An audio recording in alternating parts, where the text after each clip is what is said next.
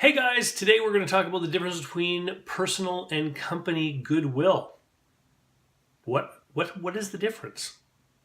Hey there everyone, it's David Barnett from davidcbarnett.com, the blog site, YouTube channel, iTunes, and SoundCloud podcast where I talk about buying, selling, managing, and financing small and medium-sized businesses and anything else that you guys write in and ask me about. This week I've got a question from Anton who bought a business and then lost a big customer. And he wanted me to discuss the topic of personal versus company goodwill. Now, if you've been watching this channel for a long time, or if you've done any of my courses about buying and selling businesses, you'll know that goodwill is the difference between a business's value and the value of its tangible assets. That's the accounting definition. So if a business is profitable, there should be goodwill. It should be worth more than just the stuff that's there, unless it's a really machinery intensive business. Sometimes it's very difficult for certain kinds of construction companies, for example, to get goodwill because there's so much stuff invested in the equipment and material. Now, goodwill is also used as a word that describes the attitude of the marketplace towards a particular company or business.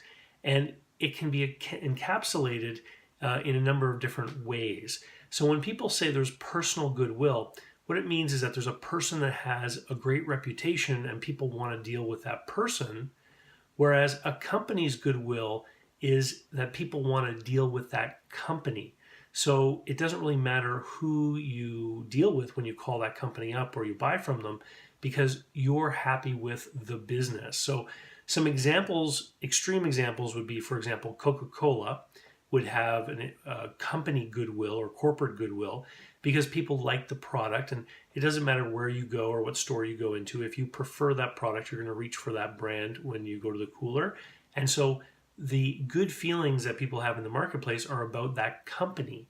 It doesn't have anything to do with where you buy it or who serves you that particular day. At the other end of the spectrum would be me, right? I mean, I have a consulting business here. But when people contact me, it's because they want to do business with me. So somebody who has a business like mine, a small service business where I deal with customers every day, the challenge in growing the business is how do you grow beyond simply having personal goodwill? Because if I were to sell my business to somebody else today, would the customers still keep coming to deal with the new person?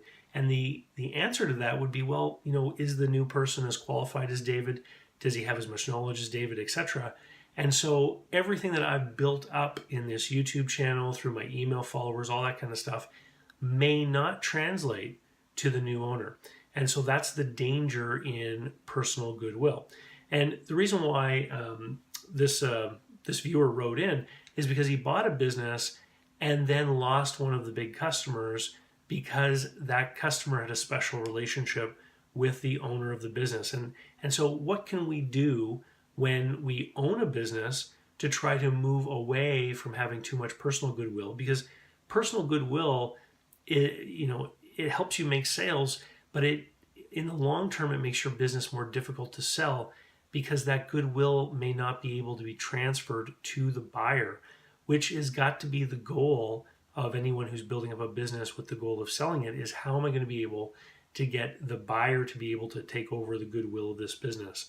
And so the challenge basically goes like this, is as you grow, how do you step back more and more from having to be the point of contact or having to be the person that the customer interacts with, right? And how are you able to get other people to step in and serve your customers? My girlfriend Natalie owns a travel agency, and she's been in travel for over 20 years. And so she has this big group of clients who've always called on her to book their travel. But while she's a travel agent, she's trying to build a travel agency business, which means that she needs to spend time working on her business so that she can manage the goals and the policies and procedures and all that kinds of thing. And so she has to try to get people not to do business with her anymore, but rather do business with her employees, the other travel agents, and still feel good about her business, even though they don't get to deal with her anymore. So as you can imagine, it's a challenge. And she's been working on it for a few years, and there are still people after, who have been dealing with her forever, that still, when they call up, they want to deal with her. And so if you're going to look at a business to purchase, you have to be able to analyze how much of the goodwill really is tied with this individual. And so if you're looking at a really small business where the owner is the one who does all the sales, it's very easy to see that most of the goodwill is probably tied up in that person. And that's when we start looking at deals where, for example, there's a training and transition period that's very long, so that the seller of the business is able to transfer that goodwill to the buyer by having both people dealing with the customers over months or even a year, right? In a bigger business, it's obvious if the owner isn't dealing with customers day to day, then it's easy to see that there's not a whole lot of personal goodwill. It's the businesses in that middle ground that pose the biggest risk. And what you have to do as a buyer is you have to analyze how many of the sales are actually attached to the person that owns the business. And it can be difficult. In some businesses, there might be a notation on the purchase invoices that ties each transaction to a salesperson. And so you might look for how many transactions are actually tied to the owner of the business and see if there's a customer concentration issue. Customer concentration problems are also tied in a big way to personal goodwill issues. So for example, if there are 2 or 3 big customers that represent, over a quarter of the sales of the business, then that's a place where you really have to understand what is going on there.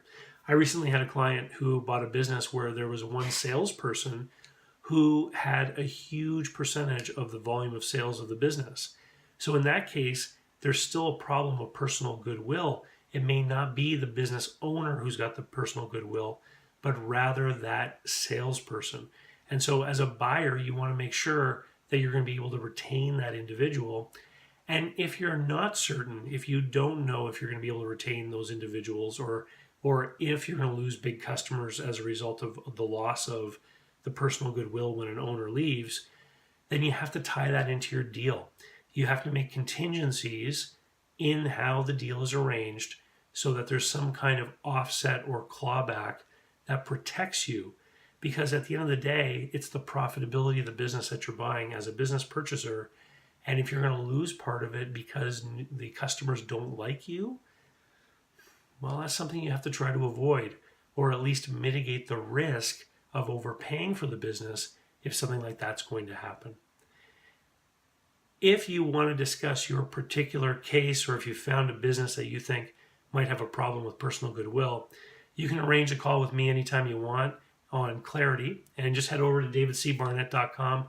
Scroll down on the left, you'll find a link to my Clarity page. You can talk to me Clarity is a per minute consulting platform.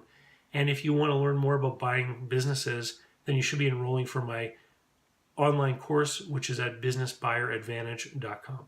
Thanks, and we'll talk to you soon.